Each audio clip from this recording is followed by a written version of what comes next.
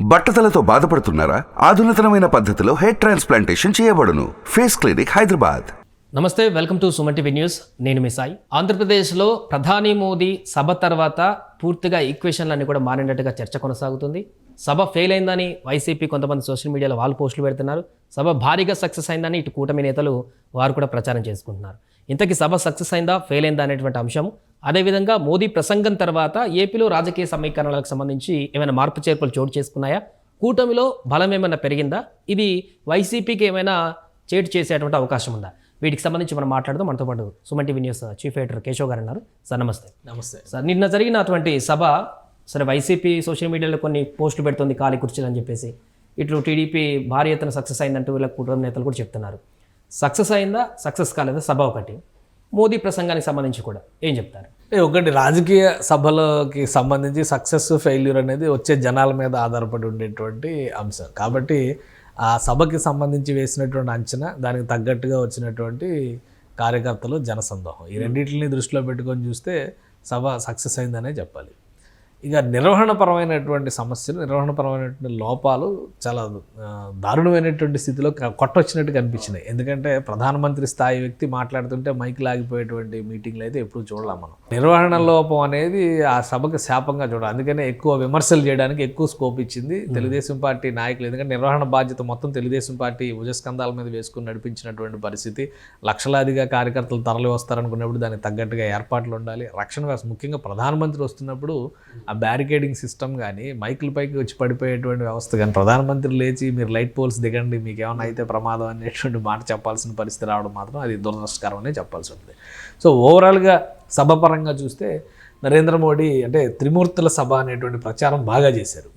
ఒకవైపు నరేంద్ర మోడీ, ఇంకోవైపు పవన్ కళ్యాణ్, చంద్రబాబు నాయుడు. సో ఈ కాంబినేషన్ ఏ విధంగా ఉంటుంది?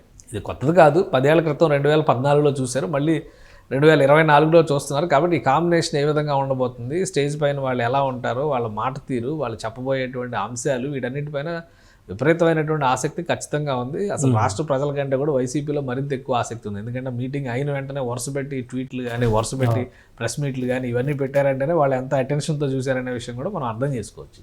మనకంటే ఎక్కువ అబ్జర్వేషన్స్ వాళ్ళు ఇచ్చారు. చాలా పాయింట్స్, మోడీ ఏం మాట్లాడతారు, ఏం విమర్శిస్తారు అనేది కూడా వాళ్ళకు అవి కూడా చాలా పాయింట్స్ రైజ్ చేశారు. ఎక్కడెక్కడ లోపాలు ఉన్నాయి ఏంటి అనేది మనకంటే ముందు రివ్యూ వాళ్ళు చేశారు. కాబట్టి ఆ పరంగా చూసినా కానీ సభ సక్సెస్ అనే మనం చెప్పాల్సి ఉంటుంది. సో ఇందులో ఓవరాల్గా జరిగినటువంటి పరిణామాలు అంటే, ఆంధ్రప్రదేశ్ ప్రజలు గత 5 ఏళ్లుగా చాలా ఇబ్బందులు పాలవుతున్నారు. కాబట్టి ప్రభుత్వం మారి తీరాల్సిందే అనేటువంటి వాదనను మొదటి నుంచి కూడా పవన్ కళ్యాణ్ చేస్తున్నారు. ఈ క్రమంలోనే ఈ కూటమిని సాకారం చేయడం కోసం పవన్ కళ్యాణ్ చాలా కష్టపడ్డాను అనేటువంటి మాట చెప్తున్నారు. దీన్ని ఏ విధంగా ప్రజలు రిసీవ్ చేసుకుంటారు? ఎందుకంటే ఆంధ్రప్రదేశ్ అన్ని కష్టాలకి కూడా మందు రాస్తుంది ఈ కూటమి. అలానే అధికారంలోకి వస్తే కనుక ఈ గాయాలన్నిటి కూడా చెరిపేసేటువంటి ఒక భరోసా ఇవ్వబోతుంది ఈ కూటమి అని అందరూ ఆశించారు. ఆ పరంగా చూస్తే ప్రత్యేకమైనటువంటి భరోసాలు ఏమీ లేవు. కానీ ఎన్డీఏ సాధించినటువంటి విజయాల్ని చంద్రబాబు నాయుడు చెప్పారు, నరేంద్ర మోడీ చెప్పారు, పవన్ కళ్యాణ్ చెప్పారు. సో ఎన్డీఏ వస్తే మళ్ళీ అధికారంలోకి ఒక అద్భుతం జరుగుతుంది అనేటువంటి మాట మాత్రమే జరిగింది. ఆ అద్భుతం ఏంటి అనేటువంటి విషయాన్ని చెప్పడంలో మాత్రం వైఫల్యం కనిపిస్తుంది. ఒక స్పష్టత ఇవ్వడం. ఎందుకంటే గత కొద్ది రోజులుగా జరుగుతున్నటువంటి కార్యాచరణలో చూస్తే కనుక ఎంతసేపు ప్రభుత్వ వైఫల్యాలు, రాష్ట్ర ప్రభుత్వ వైఫల్యాల గురించి మాట్లాడుతున్నారు. కానీ రాష్ట్ర ప్రభుత్వ వైఫల్యాలతో కనుక ప్రజలు విసిగి వేసారిపోతే ఖచ్చితంగా ప్రజలు తీసుకునేటువంటి నిర్ణయం వీళ్ళకి అనుకూలంగా ఉండొచ్చు. కానీ అసలు మీరు వస్తే ఏం చేస్తారనే దాని మీద ఒక స్పష్టత ఇవ్వాల్సినటువంటి అవసరం ఉంది కదా. ఇప్పుడు జరుగుతున్నటువంటి చర్చ అంతా అదే. ప్రతి సభలోనూ మోడీ గ్యారంటీ, మోడీ గ్యారంటీ అనేటువంటి ప్రచారం బాగా మారుమోగింది. ఈ సభలో మోడీ గ్యారంటీ ఏంటి అనేటువంటి విషయం ఎక్కడ కూడా క్లారిటీగా రాలా. ఎందుకంటే ఆయన ఏం చెప్పారు, ఎన్డీఏ సాధించిన విజయాలు చెప్పారు, 1 కోటి మంది లబ్ధిదారులు ఉన్నారనేటువంటి విషయం చెప్పారు, ఇళ్ల విషయంలో మేము 10 లక్షల ఇల్లు కట్టామని చెప్పి అన్నారు. చివరికి ఆ నియోజకవర్గ పరిధిలో కూడా 5,000 ఇల్లు ఇచ్చామనేటువంటి లెక్క చెప్పారు. సో ఇవన్నీ బాగానే ఉన్నాయి. కానీ నెక్స్ట్ ఏంటి, ఏం చేస్తారనే దాని మీద ఒక స్పష్టత ఇవ్వాల్సినటువంటి అవసరం అయితే కూటమిలో ఉన్నటువంటి 3 నాయకుల పైన ఉంది. చంద్రబాబు నాయుడు మొదటిసారిగా ఆయన హిందీలో మాట్లాడి నరేంద్ర మోడీ గారిని కీర్తించేటువంటి ప్రయత్నం చేయడం అనేది ఒక ఆకర్షణలాగా మనం చూడాల్సి ఉంటుంది. పవన్ కళ్యాణ్ ఆయనదైనటువంటి శైలిలో ఆయన మాట్లాడారు. భరోసా ఇచ్చేటువంటి బాధ్యతని సమగ్రంగా 3 పార్టీల నాయకులు కనుక ప్రజల ముందరకు తీసుకెళ్ళకపోతే పదే ఇవే ప్రశ్నలు, వైఎస్ఆర్సీపీ నాయకులు లేవనెత్తినటువంటి అంశాలు పదే తెరపైకి వచ్చేటువంటి అవకాశం ఉంటుంది. ఎందుకంటే ఈ కూటమి కొత్తగా ఏర్పడిన కూటమి కాదు. 2014, 2018 మధ్యకాలంలో ఈ కూటమి పనితీరు అంతా చూశారు. అయితే అక్కడ ఒక మినహాయింపు ఉంటుంది, ఎందుకంటే అప్పుడే రాష్ట్ర విభజన జరగడం, నరేంద్ర మోడీ గారు కొత్తగా ప్రధానమంత్రిగా బాధ్యతలు స్వీకరించడం, ఆంధ్రప్రదేశ్ ఒక్కటే కాదు కాబట్టి అన్ని రాష్ట్రాల మీద ఆయన దృష్టి పెట్టాల్సినటువంటి అవసరం ఉంటుంది. కాబట్టి పాలనలో ఆయన నిలదొక్కుకోవడం ప్లస్ కూటమిని బలంగా ముందుకు తీసుకెళ్లేటువంటి వీటి మీద ఫోకస్ ఎక్కువ ఉంటుంది. అదే సమయంలో ఆంధ్రప్రదేశ్ రాష్ట్ర విభజన జరిగింది కాబట్టి ఈ బదలాయింపులు, మినహాయింపులు, రావాల్సినవి, తెచ్చుకోవాల్సినవి ఏ విధంగా ఎక్కడి నుంచి ప్రారంభించాలనేటువంటి చర్చకే దాదాపు ఒక 1-2 ఏళ్ళ సమయం పోయేటువంటి పరిస్థితి ఉంటుంది. అయినప్పటికీ కూడా పోలవరం ప్రాజెక్టు విషయంలో ఒక అడుగు ముందుకు వేశారు, రాజధాని విషయంలో ఒక అడుగు ముందుకు వేశారు, రాష్ట్ర పునర్నిర్మాణం విషయంలో ఒక అడుగు ముందుకు వేశారు, కొంతవరకు సంక్షేమం కూడా చేయగలిగారు అనేటువంటి అభిప్రాయం ప్రజలకు ఉంది. కానీ ప్రత్యేక హోదా అనేటువంటి అంశం ప్రధానమైనటువంటి రాజకీయ అంశంగా మారిపోయింది ఆ సందర్భంలో. సో ప్రత్యేక హోదా వస్తే ఏదో అద్భుతం జరిగిపోద్ది అనేటువంటి ఆలోచన ఉంది ప్రజలకి. అది కల్పించింది కూడా మళ్ళీ రాజకీయ నాయకులు. అప్పటికే చంద్రబాబు నాయుడు ప్రత్యేక హోదా కావాలని, ప్యాకేజీ చాలని, మళ్ళీ ఈ కన్ఫ్యూజన్స్ అన్నీ కూడా ఒక గందరగోళాన్ని సృష్టించినాయి. ఈ పరిస్థితుల్లోనే 2018లో కూటమిలో నుంచి టీడీపీ బయటికి రావడం, మళ్ళీ హోరాహోరీగా ఎన్నికలు జరగడం, అది ఓవరాల్గా జగన్మోహన్ రెడ్డికి కలిసి రావడం, ఇవన్నీ మనం చూసాం. సో ఇప్పుడు కలవడానికి ఉన్నటువంటి అనివార్యతను వివరించడము, అప్పటి పరిణామాలకు సంబంధించి ఇప్పుడు జరగబోయేటువంటి కార్యక్రమాలు, నెక్స్ట్ మళ్ళీ అధికారం ఇస్తే జరగబోయేటువంటి కార్యక్రమాల మీద ఒక స్పష్టమైనటువంటి భరోసా ఇవ్వడం, ఈ 2 విషయాల్లో కూటమి మరింత లోతుగా దృష్టి పెట్టాల్సినటువంటి అవసరం ఉంది. ఎందుకంటే ఎలక్షన్ షెడ్యూల్ అనేది ఇప్పుడు ఆంధ్రప్రదేశ్ ప్రజలకి, ఆంధ్రప్రదేశ్లో ఉన్నటువంటి రాజకీయ పార్టీలకు కూడా కలిసి వచ్చినటువంటి అంశం. అందరూ ఊహించినట్టుగా ఏప్రిల్ 20వ తారీఖు లోపు కనుక ఓటింగ్ జరిగితే ఈ నెల రోజుల సమయంలో ప్రజలకి ఏం చేయాలనేటువంటి విషయం కానీ, మిగతా అన్ని రాష్ట్రాల మీద ఫోకస్ పెట్టేటువంటి క్రమంలో ఒక సమయం చాలా తక్కువ ఉండేది. ముందు పొత్తులో అభ్యర్థులు, ఎజెండాలు, నియోజకవర్గాలు, ఈ క్లారిటీలు వచ్చేదానికే ఒక 10 రోజులు సమయం పోయేటువంటి పరిస్థితి ఉండేది. ఇప్పుడు ఒక నెల వెనక్కి వెళ్ళింది. మే 13వ తేదీ వరకు ఓటింగ్ సమయం దొరికింది కాబట్టి, ఎన్నికల నోటిఫికేషన్ రిలీజ్ అవడమే ఏప్రిల్ 18వ తారీఖు రిలీజ్ అవుతుంది కాబట్టి, ఈ నెల రోజుల సమయంలో ఇవన్నీ సెట్ చేసుకోవడం ద్వారా ప్రజలకు ఒక గ్యారంటీ ఇచ్చేటువంటి బాధ్యతని కూటమి తీసుకునేటువంటి వెసులుబాటు దొరికింది. దీన్ని సద్వినియోగం చేసుకుంటే కూటమికి అడ్వాంటేజ్ అయింది. లేదంటే ఆల్రెడీ 2 ఏళ్ల నుంచి ఒక ప్రణాళికాబద్ధంగా జగన్మోహన్ రెడ్డి ముందడుగు వేస్తూ వెళ్తున్నారు. సో ఆ ప్రణాళికని ఇంకొక 2 నెలలు పెద్ద భరించడం, ఎక్స్టెండ్ చేయడం అనేది ఆయనకు కష్టం కాకపోవచ్చు. ఆయన ఒక ప్రతివ్యూహంతో ఖచ్చితంగా వెళ్తారు. సో ఆ ప్రతివ్యూహానికి కనుక ప్రజలు ఆకర్షితులైతే అప్పుడు ఫలితం జగన్మోహన్ రెడ్డికి అనుకూలంగా ఉంటుంది. సో ఈ అంశాలను దృష్టిలో పెట్టుకొని కూటమి ఆచితూచి అడిగేయాల్సినటువంటి అవసరం ఉంది. కూటమిలో అందరూ నాయకుల్లానే కనిపిస్తున్నారు. అందరూ నాయకులు అని చెప్పుకోవడం కంటే కూడా అందరూ కలిసి ఒకే భరోసా ఇచ్చేటువంటి దిశగా కనుక అడుగులు వేస్తే అప్పుడు కూటమికి లబ్ధి చేకూరినట్టుగా మనం చూడొచ్చు. ఇంకొకటి సార్, 2014లో కూడా సభ ముగ్గురు కలిసి నిర్వహించడం జరిగింది. అప్పుడు కూడా మాట్లాడడం జరిగింది. కానీ అప్పుడు మాట్లాడినంత అగ్రెసివ్గా లేకుంటే అంత గట్టిగా కానీ ఈ సభలో కనపడినట్టుగా అనిపించలేదు మోడీ. కానీ ఈ సభలో ప్రధానమైనటువంటి సమస్య, ప్రధానమైనటువంటి వైఫల్యం నిర్వహణ లోపం. సో ఎమోషనల్గా మాట్లాడే క్రమంలో మైకులు ఆగిపోవడం అనేది చాలా ఇబ్బంది పెట్టేటువంటి అంశం. పవన్ కళ్యాణ్ మాట్లాడుతుంటే అదే జరిగింది, చంద్రబాబు మాట్లాడితే అదే జరిగింది, మోడీ గారు మాట్లాడితే కూడా 3 సార్లు 4 సార్లు, అది కూడా ఒకసారి 2 సార్లు కాదు, 10-15 నిమిషాలు ఆగిపోయినటువంటి పరిస్థితి. మొత్తం ఆయన మొత్తంగా మాట్లాడింది 15 నిమిషాలే ఉంది, ఆగిపోయింది ఇంకో 15 నిమిషాలు ఉంది. సో ఇవన్నీ చాలా ఇబ్బందికరమైన గందరగోళం సృష్టించేటప్పుడు. అందుకనే ఒక స్పష్టత లేకుండానే ముగిసిందేమో అని అనిపించాడు. కానీ ఒక ఇండికేషన్ అయితే చాలా సమగ్రంగా, స్పష్టంగా ఇవ్వగలిగింది ఈ సభ. ఆ ఇండికేషన్ ఏంటంటే మోడీ గారికి, చంద్రబాబు నాయుడు గారికి ఏదో తేడాలు ఉన్నాయి, అప్పుడు అలా తిట్టాడు, ఇప్పుడు ఇలా తిట్టారు, లేదంటే పవన్ కళ్యాణ్ కాళ్ళు పట్టుకుని మరీ తీసుకొచ్చారు, ఇవన్నీ రకరకాల. వాళ్ళందరూ కూడా చాలా హుందాగా, గౌరవప్రదంగా ఒకళ్ళతో ఒకళ్ళు సమఉజ్జీలుగా కూర్చుని ఉన్నటువంటి పరిస్థితిని చూసాం మనం. ఆ నిర్వహణ లోపాలను పక్కన పెట్టేస్తే ఆ పరిస్థితిని చూసాం. అంశాలపైన మాట్లాడుకునేటువంటి విధానాలు కూడా ప్రధానమంత్రి లేవనెత్తినటువంటి అంశాలు, చంద్రబాబు నాయుడు లేవనెత్తినటువంటి అంశాలు, పవన్ కళ్యాణ్ లేవనెత్తినటువంటి అంశాలు, ఇవన్నింటిలో కూడా దేనికవి ప్రత్యేకంగా ఉన్నటువంటి పరిస్థితి ఉంది. అంటే ఒక అండర్స్టాండింగ్తో ముందుకెళ్తున్నటువంటి వాతావరణం అయితే ప్రజలకి కల్పించగలిగారు భరోసాని. ఆ విషయంలో అయితే భరోసాని కల్పించగలిగారని మనం చెప్పొచ్చు. రాజకీయపరమైన సమస్యలకు పరిష్కారం ఇవ్వాలి, పాలనపరమైనటువంటి సమస్యలకు పరిష్కారం ఇవ్వాలి, సంక్షేమం ఏదైతే ఇప్పుడు ఎక్కువ చర్చ ఆంధ్రప్రదేశ్లో జరుగుతుందో దానికి సంబంధించినటువంటి క్లారిటీ ఇవ్వాలి. ఇప్పుడు ఎవరు అధికారంలోకి వచ్చినా 10 లక్షల కోట్ల అప్పులుంటే రేపు ఎలా నిర్వహిస్తారు రాష్ట్రాన్ని అనేది సమస్యే కదా. ఒకేసారి నరేంద్ర మోడీ గారు అక్కడ ప్రధానమంత్రి అయ్యి, ఇక్కడ మళ్ళీ చంద్రబాబు నాయుడు ముఖ్యమంత్రి అయితే 10 లక్షల కోట్లు మీకు అప్పులు ఉన్నాయి కాబట్టి ఒకేసారి డబ్బు చేస్తాను నేను డబ్బులు అని అంటారు కదా. రాష్ట్రం మొత్తానికి, దేశం మొత్తానికి న్యాయం చేసే విధంగా ఆయన వ్యవహరించాల్సి ఉంటుంది. కానీ జరుగుతున్నటువంటి లోపభూయిష్టమైనటువంటి విధానాలను ఏ విధంగా సరిచేస్తారనేటువంటి విషయంలో ఒక అవగాహనతో ముగ్గురు ముందుకెళ్తున్నారనేటువంటి సంకేతం అయితే ఇచ్చారు. అక్కడ సక్సెస్ అయ్యారు.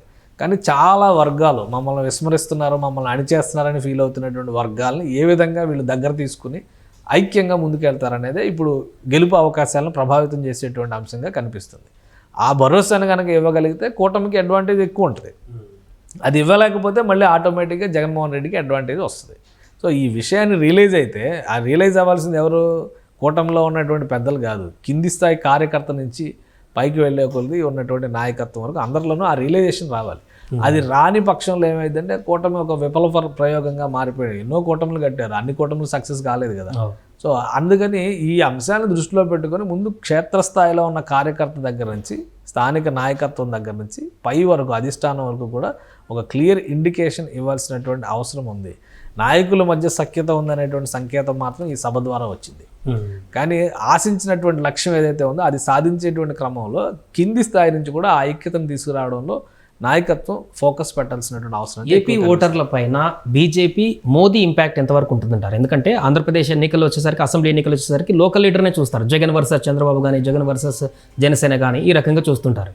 బట్ మోదీ రంగంలోకి దిగిన తర్వాత ఆ ఇంపాక్ట్ కూడా ఓటర్ల పైన ఏమన్నా ఉంటుందా, లేదా అది పార్లమెంట్ ఎన్నికల వరకే చూస్తారు, అసెంబ్లీకి మాత్రం మా నాయకులే అన్నట్టుగా చూసే అవకాశం ఉందా? అంటే అది ఎలక్షన్ తర్వాత మనం ఇంకా ఎక్కువ డీటెయిల్గా డిస్కస్ చేయొచ్చు. ఎందుకంటే ఇప్పుడు అక్కడ ఉన్నటువంటి పరిస్థితుల్లో ఆంధ్రప్రదేశ్ సమస్యలు, ఆంధ్రప్రదేశ్ అభివృద్ధి, ఆంధ్రప్రదేశ్ అవకాశాలు, దీని మీద ఎక్కువ ప్రజల దృష్టి ఉంటుంది. ఇప్పుడు జాతీయ ఎన్నికలు అలానే అసెంబ్లీ ఎన్నికలు ఒకేసారి జరుగుతున్నాయి కదా. తెలంగాణకు అది లేదు. మన జరిగిన ఎన్నికలన్నీ కూడా కేసీఆర్ మీద రెఫరెండం, ఇప్పుడు జరగబోయేటువంటి ఎన్నికలన్నీ కూడా కేంద్రం మీద రెఫరెండం. ఇక్కడ క్లారిటీ వచ్చేసింది, వేరువేరుగా జరుగుతున్నాయి. రెండు ఒకేసారి జరుగుతున్నటువంటి క్రమంలో ఇక్కడ మనకు వచ్చేటువంటి సమస్య ఏంటంటే, ఆంధ్రప్రదేశ్లో ఉన్నటువంటి ఓటర్ విషయంలో వచ్చేటువంటి సమస్య ఏంటంటే, ఈ రెండు నిర్వహించడంలో కేంద్రంలో ఉన్నటువంటి పార్టీ కానీ వీళ్ళు కానీ ఎంతవరకు సక్సెస్ అవుతారనేటువంటి భరోసా కల్పించారు. ఆల్రెడీ 2 టర్ములు నరేంద్ర మోడీ పరిపాలన చూసిన తర్వాత ఆంధ్రప్రదేశ్ ప్రజల్లో అయితే ఒక అసంతృప్తి ఉంది. ఆశించిన స్థాయిలో రాష్ట్రానికి రావాల్సినటువంటి నిధులు రాలేదు, లేదా రాష్ట్రానికి కావాల్సినటువంటి మార్గదర్శకత్వం జరగలేదు అనేటువంటి అభిప్రాయం ఉంది. బీజేపీకి రాజకీయంగా ఆంధ్రప్రదేశ్లో పెద్దగా ప్రయోజనాలు లేవు కాబట్టి అవసరమైతే అక్కడ చంద్రబాబు నాయుడిని భుజం మీద చేసి నడిపించే ప్రయత్నం చేసి, ఇక్కడ జగన్మోహన్ రెడ్డి భుజం మీద చేసి నడిపించేటువంటి ప్రయత్నం చేశారు. కాబట్టి వీళ్ళిద్దరు వైఫల్యాల్లో బీజేపీ వైఫల్యం కూడా ఉంది అనేటువంటి అభిప్రాయం ఆంధ్రప్రదేశ్ ప్రజల్లో ఖచ్చితంగా ఉంది. దాన్ని ఏ విధంగా రూపుమాపాలనేది ఇప్పుడు బీజేపీ ఆలోచించాల్సినటువంటి అంశం. అందుకని ఇక్కడ ఒక గ్యారంటీ కూడా ఇవ్వలేదు. ప్రతి చోట వెళ్ళి నరేంద్ర మోడీ గ్యారంటీ ఇది చేసి తీరుతామని చెప్పినటువంటి నరేంద్ర మోడీ ఆంధ్రప్రదేశ్కి ఏం చేస్తారనేటువంటి విషయంలో గ్యారంటీ ఇవ్వలేదు.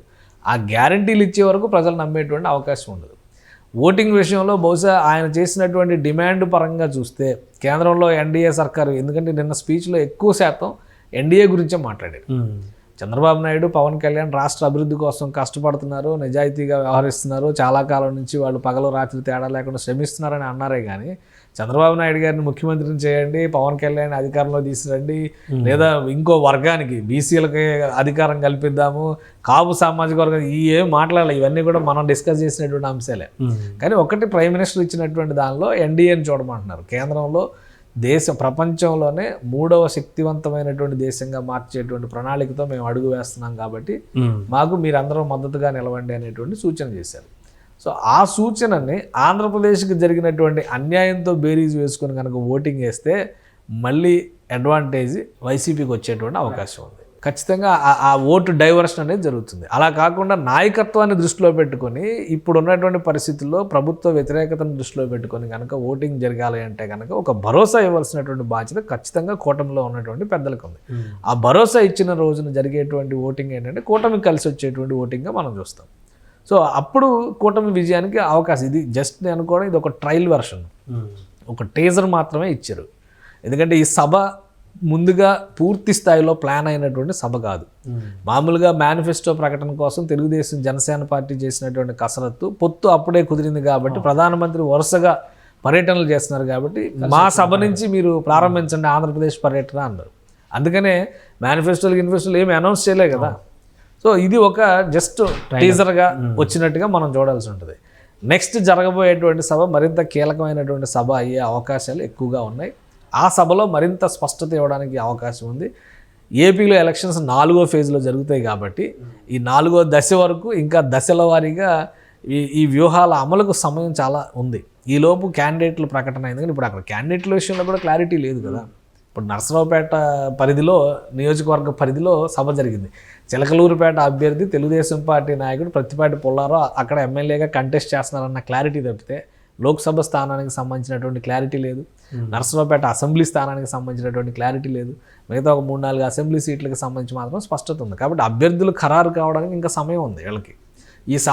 ఆ సమయం దృష్టిలో పెట్టుకొని ఒక ఎజెండాని, ఒక స్పష్టమైనటువంటి కామన్ మినిమం ప్రోగ్రామ్ను ప్రకటించడానికి అయితే అవకాశాలు అతి త్వరలో నెక్స్ట్ జరగబోయేటువంటి సభలో చాలా స్పష్టంగా కనిపిస్తున్నాయి. Right, thank you sir. So మొత్తానికి నిన్న జరిగినటువంటి యొక్క సభ ద్వారా అయితే ఒక ఇండికేషన్ అయితే కూటమి ప్రజల్లోకి తీసుకువెళ్ళగలిగింది. అంతా కలిసి రాష్ట్ర అభివృద్ధి కోసం ప్రభుత్వ మార్పు అనేది అవసరం అంటూ కూడా పిలుపునివ్వడం జరిగింది. దీంతో కొంత బీజేపీ, అదేవిధంగా టీడీపీ, జనసేన కూటమిలు, వివిధ కార్యకర్తల్లో అయితే కొంత జోష్ వచ్చినట్టుగా కనపడుతుంది. సుమన్ టీవీలో మీ పర్సనల్ అండ్ బిజినెస్ ప్రమోషన్స్ కోసం కింది నెంబర్కి కాంటాక్ట్ చేయండి.